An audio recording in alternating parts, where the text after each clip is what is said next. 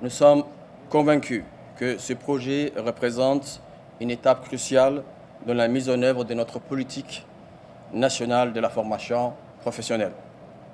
Nous croyons fermement que notre jeunesse, principale richesse de notre pays, constitue une opportunité pour le développement de Djibouti et un rôle moteur également dans l'avènement d'un Djibouti émergent. De ce fait, l'offre de formation et l'accès à l'emploi décent constituent pour nous un enjeu majeur de la politique de lutte contre le chômage et la pauvreté.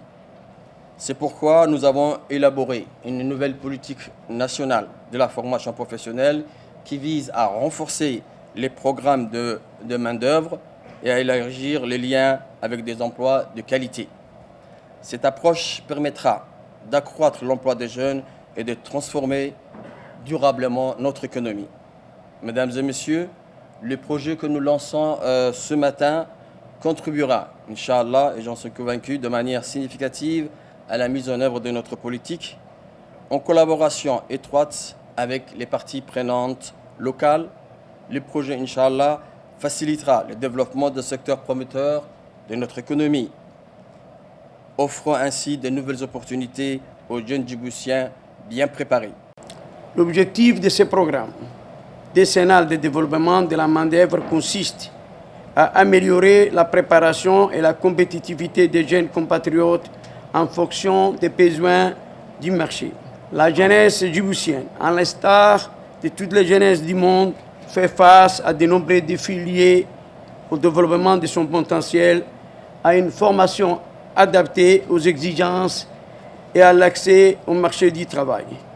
Et surtout à l'accès au financement pour ceux qui prennent l'initiative de l'auto-entrepreneuriat.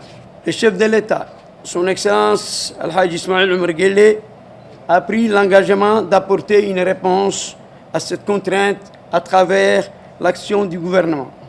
En effet, cette réponse se veut inclusive, concrète, résiliente dans les termes et surtout efficiente quant aux efforts consentis par l'ensemble des parties prenantes à ce projet.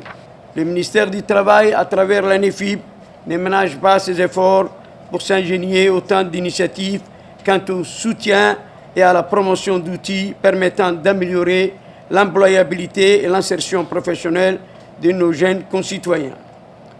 Depuis cette rentrée sociale, j'ai personnellement fait entreprendre les diligences nécessaires pour concilier offreurs et demandeurs d'emploi en consultant des secteurs qui représentent l'épine dorsale de notre économie, notamment l'hôtellerie, le tourisme et les transports logistiques, etc. Dans un marché de travail de plus en plus exigeant et dont la capacité d'absorption est souvent plafonnée, le renforcement des capacités, la reconversion personnelle sont autant de paramètres constituant des avantages concurrentiels à l'embauche. Je demeure pleinement conscient qu'il faudra multiplier les efforts et offrir à la force vive de la nation les perspectives auxquelles elles aspirent légitimement. Je peux aussi vous assurer que les implications de mon département vont se poursuivre dans cet élan. Ainsi, 11 études ont été réalisées sur le marché du travail afin d'ancrer le projet dans la réalité du pays.